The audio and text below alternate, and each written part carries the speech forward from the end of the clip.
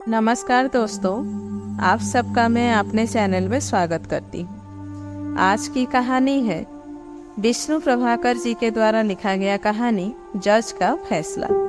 तो चलिए बिना देर किए कहानी को शुरू करते हैं। सवेरा होने पर हमारे सेकंड क्लास के डिब्बे में काफ़ी यात्री आ गए थे। जब गाड़ी स्टेशन से चली तो वे सब मौन थे, परंतु मार्ग न जाने किस किस सूत्र से होकर उन सब में वार्तालाप आरंभ हो गया। बिहटा स्टेशन गुजर जाने पर सहसा एक प्रौढ़ सज्जन, जिनकी सघन श्वेत भौहें चमकीले नयनों पर छज्जे की तरह छा रही थी, बोले, यहाँ पर एक बार बहुत भयंकर दुर्घटना हो गई। रेल यात्रा के इतिहास में अनेक कारणों से वह अभूतपूर्व रहेगी। उसमें 100 से भी ऊपर यात्रियों की जाने गई और उससे भी कुछ अधिक यात्री घायल हुए थे। इस पर नदी की तरह चर्चा ने अपना मार्ग बिल्कुल बदल दिया। यद्यपि हम में से कोई भी यात्री उस दुर्घटना का साक्षी नहीं था, तो भी कुछ लोगों ने ऐसी दूसरी दुर्घटनाओं को देखा था और उनका वर्णन करते करते वे ऐसे सहम रहे थे जैसे वे दुर्घटनाएं अभी घट रही। एक स्वस्थ और लंबे तगड़े युवक ने जब 2 आप बीती रोमांचकारी घटनाएं सुनाई तो हम सब ठगे से उसे देखते रह गए। वह इंजीनियर था। एक बार वह चलती ट्रेन के नीचे आ गया। यद्यपि उसका शरीर जख्मों से भर गया था, तो भी उसके प्राण बच गए। कैसे बच गए यह वह स्वयं भी नहीं जानता। जब वह गिरा तो उसने पाया कि गाड़ी स्टेशन में प्रवेश कर रही। उसकी गति निरंतर धीमी हो चली है और उसने डिब्बे में चढ़ने वाली पैड़ी को कसकर पकड़ लिया। इतना ही उसे स्मरण, लेकिन दूसरी घटना बहुत भयंकर थी। प्रौढ़ी गढ़वाल से कोटद्वार लौटते समय उसकी बस 250 फुट नीचे खड्ड में जा पड़ी। 10 व्यक्ति वहीं मर गए और 5 अस्पताल में पहुंचकर चल बसे, पर वह कुछ जख्मों के साथ बच गया था। कैसे बच गया यह पूछने पर वह इतना ही कह सका, बस बच गया। अब आपके सामने बैठा हूँ। युवक की यह कहानी सुनकर हम सबको रोमांच हुआ और हमने उसे बहुत बहुत बधाई दी।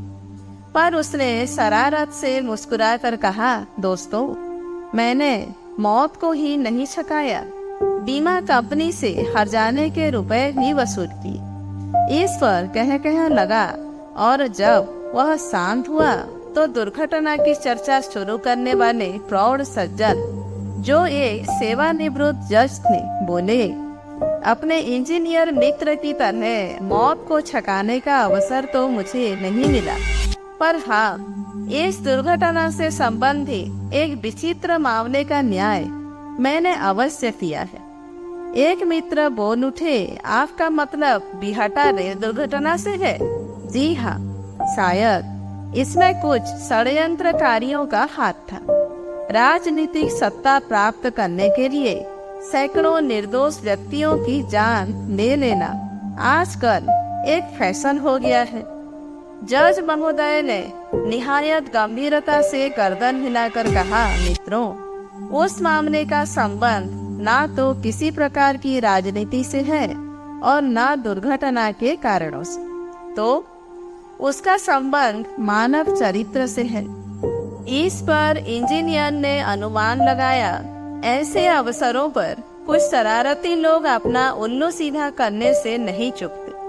जब भले यात्री भयातुर हो इधर उधर भागते हैं, तो वे दुस्साहसी सहायता करने की बात कहकर उन्हें लूट ले जाते हैं। आप ठीक कहते हैं। तीसरे भाई ने उसका अनुमोदन किया।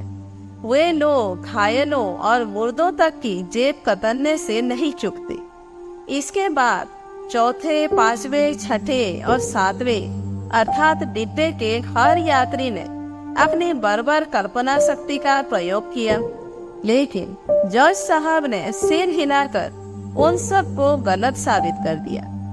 आखिर जब सबके अनुमानों का खजाना खाली हो गया तो जज साहब ने कहना शुरू किया, उस दुर्भाग्यपूर्ण रात्रि में जो यात्री सफर कर रहे थे उनमें एक महिला भी थी, अपूर्व सुंदर।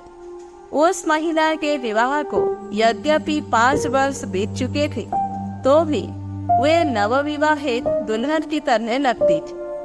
उसी तरह मोहिनी और लजीली, उनके लंबे पतले नील नयन, पतले नासापुर, कोमल मुख, किंचित नीले भूरे सघन केस देखकर भूख मिटती।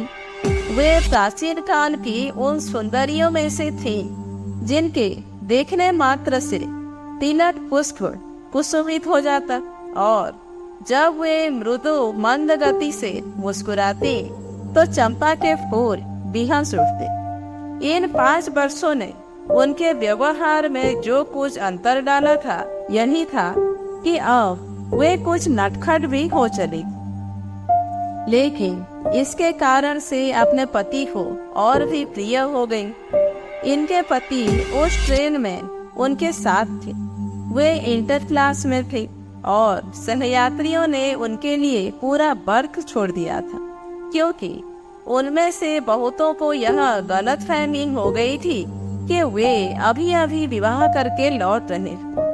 बहरहाल उनकी जिंदगी एक रंगीन पैमाने की तरह थी जो केवल उन्हीं को नहीं महका रही थी बल्कि आसपास वालों को भी खुशबू से तर कर रही थी। वे प्यार के उन क्षणों को जी रहे थे जिनकी याद बहुतों के जीवन का संबल होती।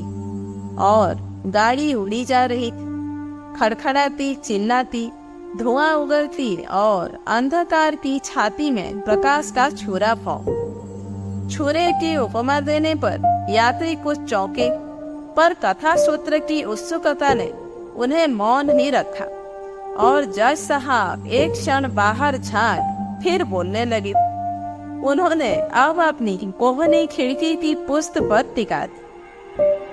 उनके मोटे होंठ कुछ इस तरह ऐंठने लगे जिस तरह हमला करने से पूर्व मेंढक खाने वाला सांप ऐंठता है। उसके दांत तो होते हैं पर उनमें जहर नहीं होता। उन्होंने कहा, रात हो गई थी और रेलगाड़ी पूरी गति से दौड़ रही थी। प्रायः सभी यात्री उड़ने लगे, पर वह दंपत्ति अब भी प्रेमालाप में व्यस्त था। पत्नी ने कई बार कहा, अब सो जाइए। पति ने मुस्कुराकर जवाब दिया, न जाने क्यों आज नींद भी तुमसे बातें करने को उत्सुक है, तो मैं सोती हूँ। सपनों में उससे बातें करूंगी। पत्नी खिलखिला पड़ी। पति बोला, अब जो है वह क्या सपने से कुछ भिन्न है? तुम स्वयं एक सपना हो। पत्नी हंस पड़ी। स्वप्न एक भावना है, पर मैं सत्य हूँ। तुम्हारे सामने बैठी हूँ, तुम मुझे छू सकते हो। और इस तरह बातें चलती रही, प्रेमियों की निरर्थक बातें, आदि और अंत से हीन, पर जीवन को शक्ति और सुगंध से भरने वाली। लेकिन कुछ भी हो, समय की शक्ति को किसने थाह ली है? आखिर उनकी पलकें भारी हो आई, परंतु वे अलसाई झुकी पलकें उन 2 प्रेमियों के हृदयों की और भी मादकता से भरने लगी। वे मरमर ध्वनि में फुसफुसाने लगी। तभी अचानक एक झटका लगा। वे बुरी तरह हिल आए। गाड़ी जैसे लड़खड़ाई। सड़ाकछू का अनवरत उठने वाला शब्द कहीं टकरा कर भयंकर वेग से चीखा, जैसे उस क्षण समय और गति में संघर्ष छिड़ गया। भीषण गड़गड़ाहट के साथ सब कुछ उथल पुथल होने लगा। यात्री नींद में चीखे और जागने से पूर्व गिर पड़े। देखते देखते समूचा वातावरण रौरव, आर्तनाद और मर्मभेदी करहा से भर उठा। अंधकार ने उसकी भीषणता को और भी बढ़ा दिया। उस दंपत्ति ने गिरते गिरते अंतिम बार एक दूसरे को पुकारा और फिर उस प्रलयंकारी गड़गड़ाहट में खो गए। हम यात्रियों को लगा कि जैसे वह दुर्घटना अभी घट रही है। हमारे हृदय करहा उठे, धक धक। लेकिन सौभाग्य से तब दिन का उजाला था। इंजीनियर ने साहस करके पूछा, तो गाड़ी पटरी से उतर गई और वे दोनों मारे गए? मैंने अभी कहा था कि उस दुर्घटना में 100 से भी ऊपर व्यक्तियों की जानें गईं, पर वे दोनों उनमें नहीं थे क्या? इंजीनियर ने चकित होकर पूछा। क्या वे बच गए? जी हाँ, वे बच गए। पति महोदय के शरीर पर अनेक घाव आए, पर सभी आश्चर्यजनक रूप से साधारण। दूसरी ओर उनकी रूपसी पत्नी के घाव एक से बढ़कर एक असाधारण। क्या वर्णन करूं? उनके दाहिने पैर की हड्डी टूट गई, मुख पर दाहिनी ओर सिर से लेकर ठोड़ी तक मानो एक बड़ी दरार सी पड़ गई हो। इस दुर्घटना के 2 दिन बाद जब पति महोदय को उठने बैठने की आज्ञा मिली, तो सबसे पहले उसने कहा, पत्नी को देखना चाहूंगा। उसे मालूम हो चुका था कि वह जीवित है और जिले के बड़े अस्पताल में ले जाई गई है। लेकिन डॉक्टर ने उसे बताया, मित्र, तुम्हें जल्दी नहीं करनी चाहिए, उनकी हालत अभी ठीक नहीं है। पति महोदय ने पूछा, वह होश में तो है? जी हाँ, अब उन्हें होश आ गया है। अंतिम वाक्य उसने बहुत धीरे से कहा। तो मुझे वहां ले चलिए, मैं उसे देखना चाहता हूँ। वह मेरी पत्नी है। जानता हूँ मित्र। डॉक्टर ने यथाशक्ति अपने को संयत रखा और कहा, यह भी जानता हूँ कि वे अच्छी हो जाएंगी। पर क्या? उसने चीख कर पूछा। क्या उसके अधिक चोट लगी है? यही समझ लीजिए। पर वे ठीक हो जाएंगी, अवश्य ठीक हो जाएगी।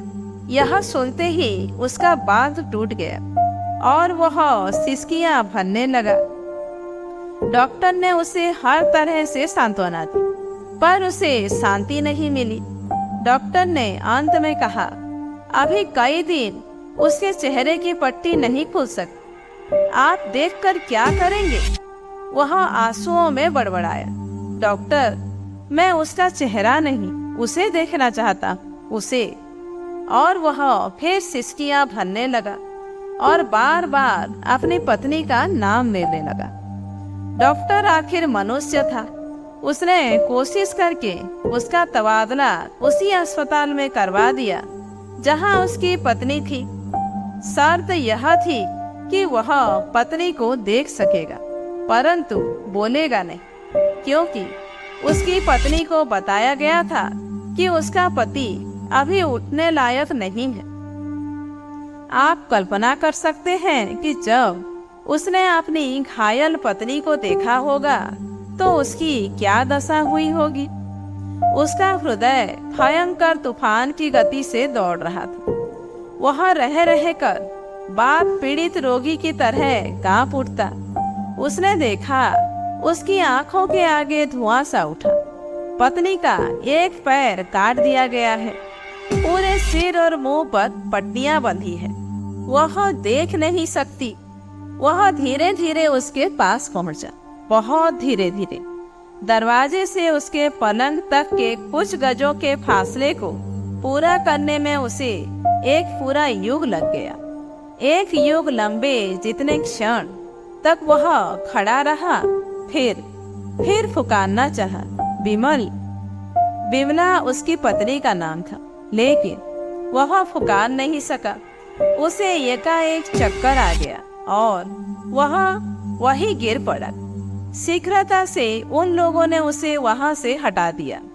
उसकी पत्नी कुछ नहीं जानती थी, कुछ जान भी न सकी। होश में आने के बाद से वह रह रह कर फुसफुसा उठती, उन्हें बुला दो, वे कहाँ हैं, वे कहाँ हैं। पर उसका स्वर बड़ा खेड़ था और संघर्ष प्राय गतिहीन। अगले दिन उसके पति ने, जो एक ही रात में बूढ़ा हो गया था, बड़े डॉक्टर से पूछा, क्या मेरी पत्नी ठीक हो जाएगी? मुझे साफ साफ बता दीजिए। डॉक्टर ने आकंठ सहानुभूति भरकर कहा, मिस्टर, आपकी पत्नी के प्राण तो बच जाएंगे, पर मुझे दुख है, उसका एक पैर एक आंख दोनों जाते रहेंगे। मुंह भी कुछ टेढ़ा हो जाएगा, वह फुसफुसाया। मुझे बहुत अफसोस है मिस्टर, बहुत अफसोस। 4 दिन पूर्व आपकी पत्नी अपूर्व सुंदरी रही होगी, पर अब आपको सब्र करना चाहिए। और डॉक्टर चला गया। वह कई क्षण आंखें फाड़े उसे जाते देखता रहा, बड़बड़ाता रहा, अपूर्व सुंदरी, सब्र, टेढ़ा मुंह, एक पैर एक आंख, अपूर्व सुंदरी। घंटों तक उसकी यही दशा रही। वह बार बार मदोन्मत्त की तरह हंसा, बड़बड़ाया, अपूर्व सुंदरी, एक आंख, टेढ़ा मुख, अपूर्व सुंदरी। फिर सिसकियां भरने लगा। डॉक्टरों के लिए यह एक समस्या हो गई। उन्होंने सलाह करके उसे अस्पताल से मुक्त करने का निश्चय किया। और जब बड़े डॉक्टर यह निश्चय सुनाने के लिए उसके पास पहुंचे तो उनके अचरज का ठिकाना नहीं रहा। वह पूर्ण शांत था। उसने इस निश्चय का स्वागत किया। केवल जाने से पूर्व एक बार पत्नी को देखने की इच्छा प्रकट की। और इस बार जब वह पत्नी के पास पहुंचा तो ना तो उसका दिल कांपा, ना वह गिरा। इसके विपरीत वह दृढ़ता से उसके बिल्कुल पास जा खड़ा हुआ। फिर सहसा उसने हाथ उठाया। नर्स ने एकदम मना किया। वह रुक गया, पर दूसरे ही क्षण उसने फिर हाथ उठाया, फिर गिरा लिया।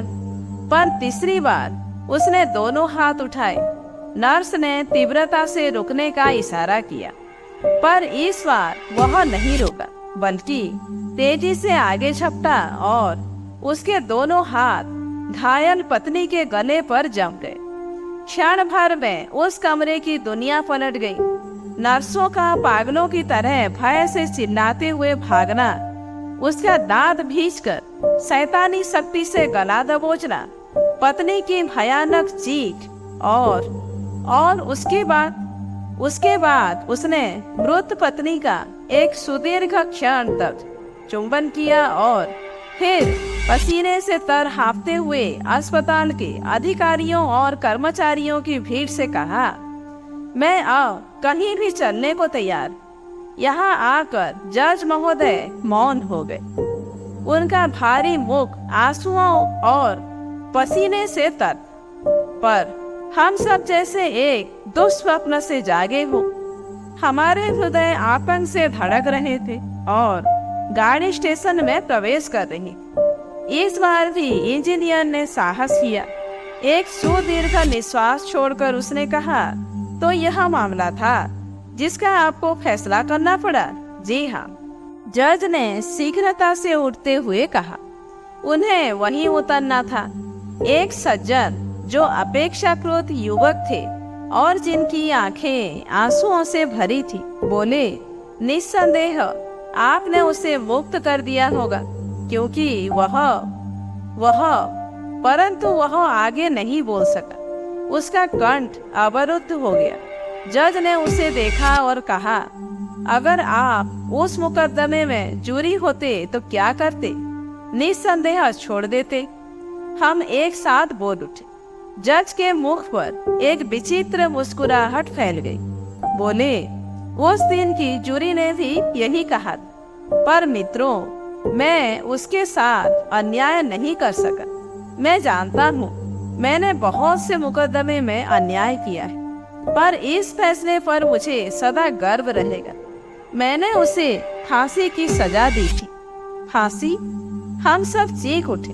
नीचे उतरते हुए जज ने इतना और कहा, उसे जीवित रखना उसकी पवित्र भावना का अपमान होता। और फिर वे मुसाफिरों की भीड़ में खो गए। तो दोस्तों, आज की कहानी यहीं पर समाप्त होती है। कहानी कैसी लगी कमेंट करके जरूर बताइए। अच्छी लगी हो तो एक लाइक कीजिए, जानने वालों को शेयर कीजिए और ऐसे ही वीडियोज आगे देखने के लिए मेरे चैनल को सब्सक्राइब करना मत भूलिए।